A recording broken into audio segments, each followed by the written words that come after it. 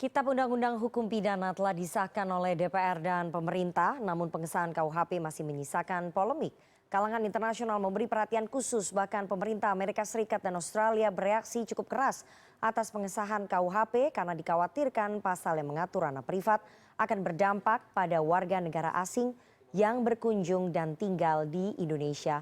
Bagaimana pemerintah menjawab tudingan tersebut? Sudah bergabung bersama kami sore ini melalui sambungan Zoom Wakil Menteri Hukum dan HAM Republik Indonesia, Profesor Edward Omar Syarif Hiyari.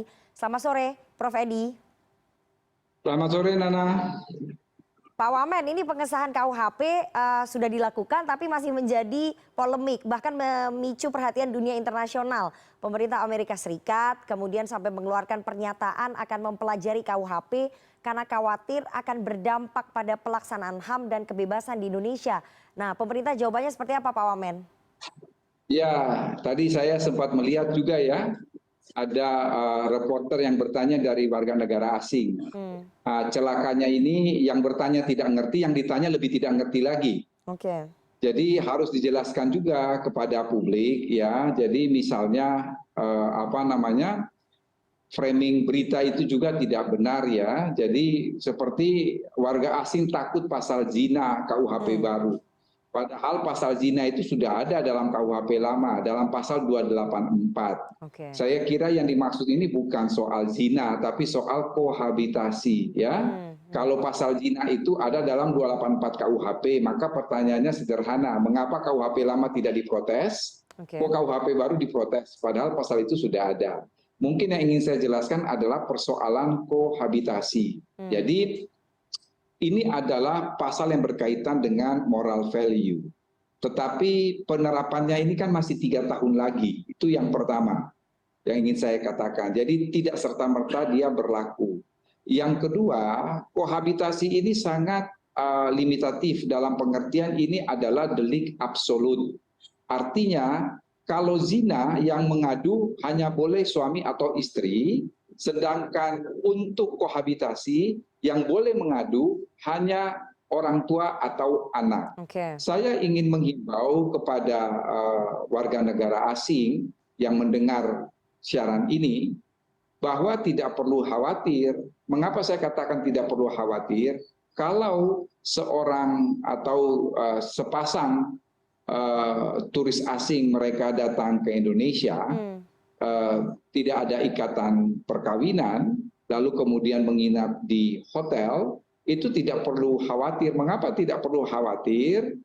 Kalau mereka tanpa ikatan perkawinan, maka yang bisa mengadukan hal ini adalah orang tua mereka yang ada di negara asal mereka, atau kalau mereka punya anak, bisa melaporkan atau bisa mengadukan hal ini. Selain dari orang tua atau anak, tidak bisa mengadu. Jadi itu yang saya katakan bahwa reporter yang bertanya itu tidak paham, yang ditanya lebih tidak paham lagi. Makanya terjadi miskomunikasi, misinformasi. Sehingga pemerintah sudah menjelaskan ini kepada pers asing, juga kita sudah mengirim surat kepada sejumlah kedutaan besar yang ada di Jakarta agar memahami betul terkait kohabitasi yang dalam Kitab Undang-Undang Hukum Pidana. Demikian, Nana. Ya, Pak Wamen, meskipun langkah dari Kemenkumham sudah mengirimkan surat kepada kedutaan, tapi ini kan pemerintah Amerika Serikat dan Australia khawatir ya bahwa pasal ini akan berdampak pada warga negara mereka yang berkunjung dan tinggal di Indonesia. Pemerintah bisa menjamin, meyakinkan bahwa KUHP ini, terutama pasal kohabitasi, tidak akan menjerat ataupun merugikan warga negara asing yang datang ke Indonesia ya, Pak ya? Kembali lagi, ini kan tidak serta-merta berlaku, Mbak. Ini masih 3 tahun lagi, masih tahun 2025. Apa yang dilakukan oleh pemerintah sebagai salah satu pembentuk undang-undang, yaitu melakukan sosialisasi terutama kepada aparat penegak hukum, termasuk juga kepada Satpol PP sebagai penegak perda, bahwa tidak bisa melakukan sweeping, tidak bisa melakukan razia, tidak bisa melakukan penggerebekan dan lain sebagainya. Karena sekali lagi selain ini baru berlaku 3 tahun lagi, yang kedua ini adalah delik aduan yang absolut. Jadi tidak perlu dikhawatirkan oleh para wisatawan yang akan datang ke Indonesia. Terlebih kalau dikatakan ini akan mengganggu investasi ya. Saya kira ini terlalu jauh.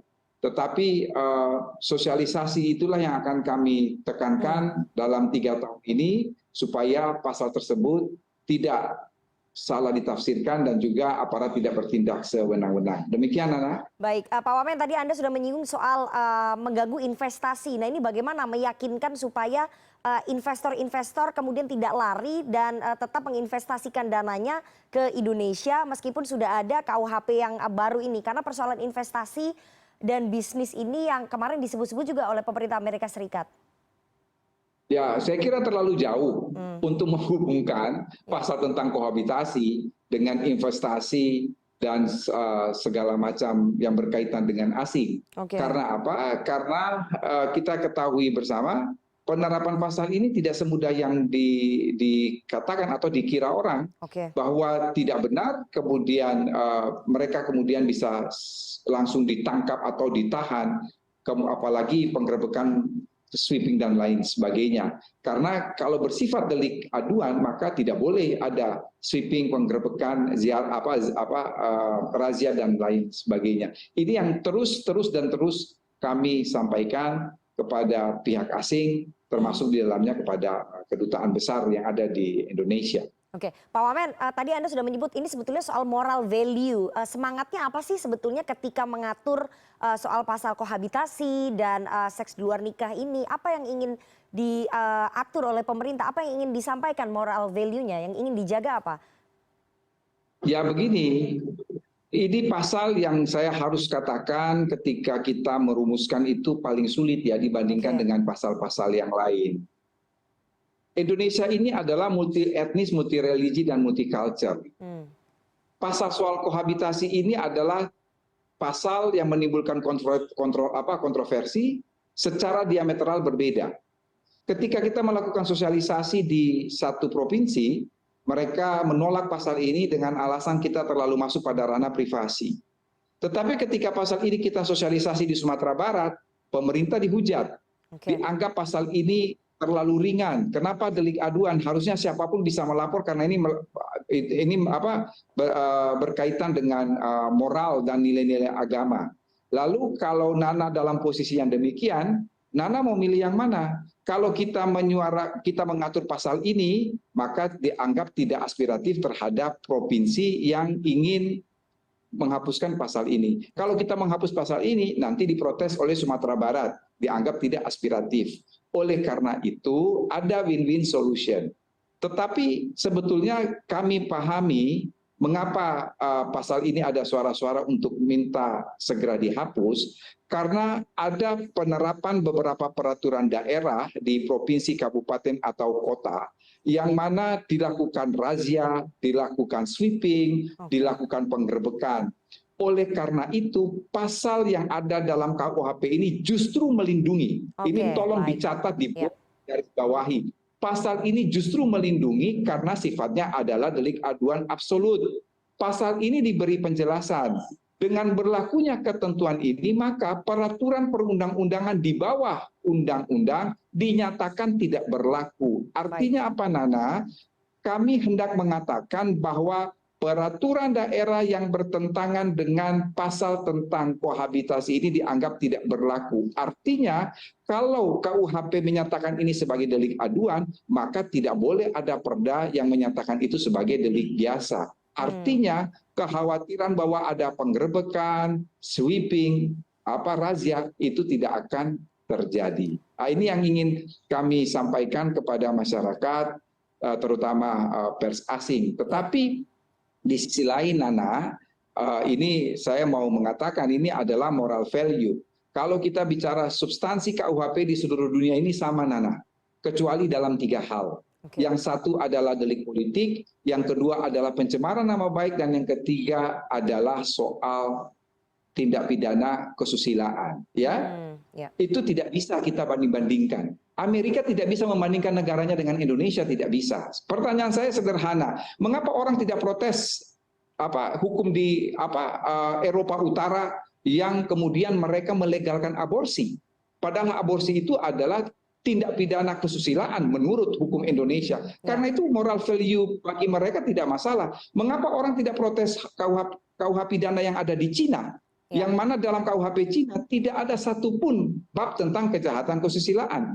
Mengapa ada negara-negara yang kemudian mereka ada larangan terhadap LGBT? Mengapa tidak diprotes? Ini yang ingin saya katakan, bahwa berbicara soal pasal-pasal kejahatan kesusilaan jangan dibanding-bandingkan, ya.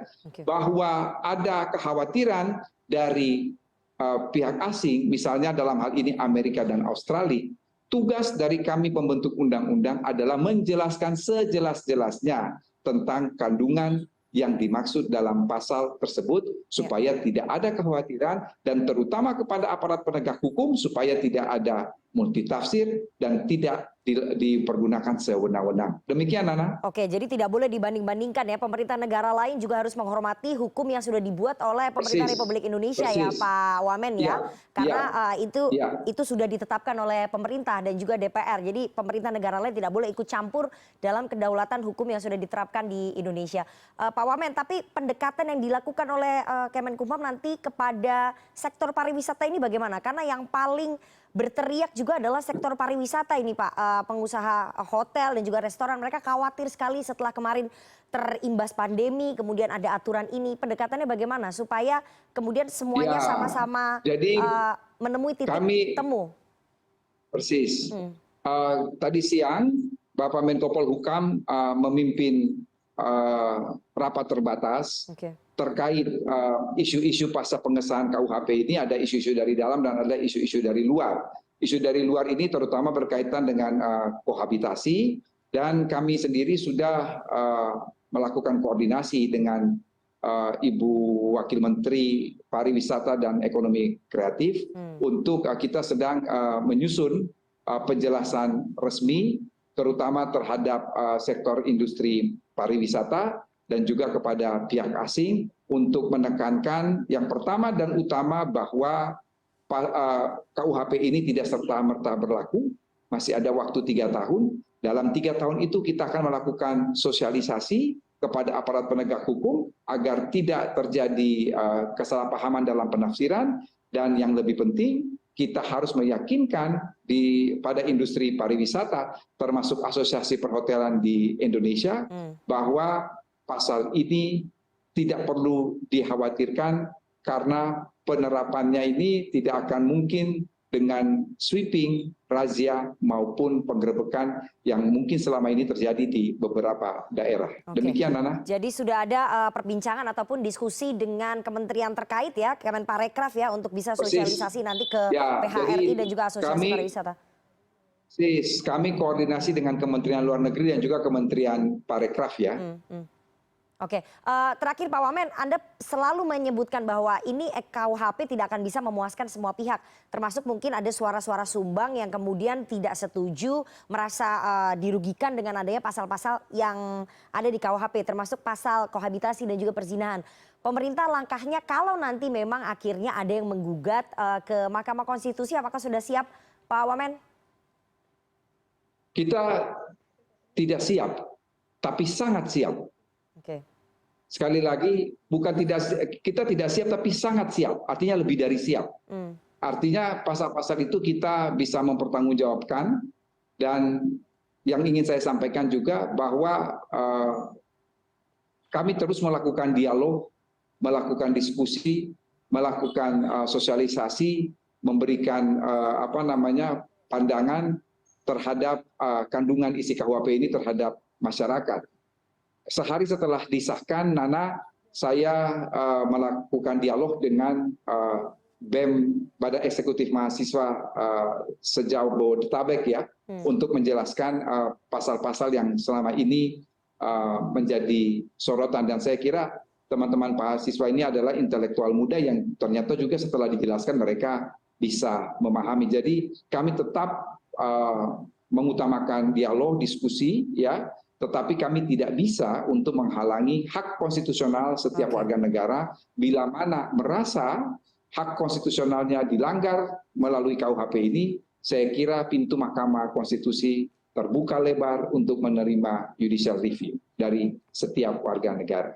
Baik, kita tunggu nanti bagaimana ujungnya proses sosialisasinya karena harus betul-betul sosialisasinya ini masif supaya aparat penegak hukum sampai ke bawah ini tidak multitafsir ya dalam penegakan Persis, hukumnya nanti persis. ketika berlaku 3 tahun lagi Pak Wamen kita akan tagih nanti hasil sosialisasinya dan semoga dunia internasional bisa menghormati hukum yang sudah ditegakkan oleh pemerintah Republik Indonesia dan tidak terjadi sekali lagi multitafsir dalam penegakan hukum dari KUHP baru ini. Terima kasih sekali Wakil Menteri Hukum dan HAM Republik Indonesia Profesor Edward Omar Syarif Hiari atas waktunya kepada CNN Indonesia Newsroom sore hari ini. Sehat selalu Prof Edi. Terima kasih.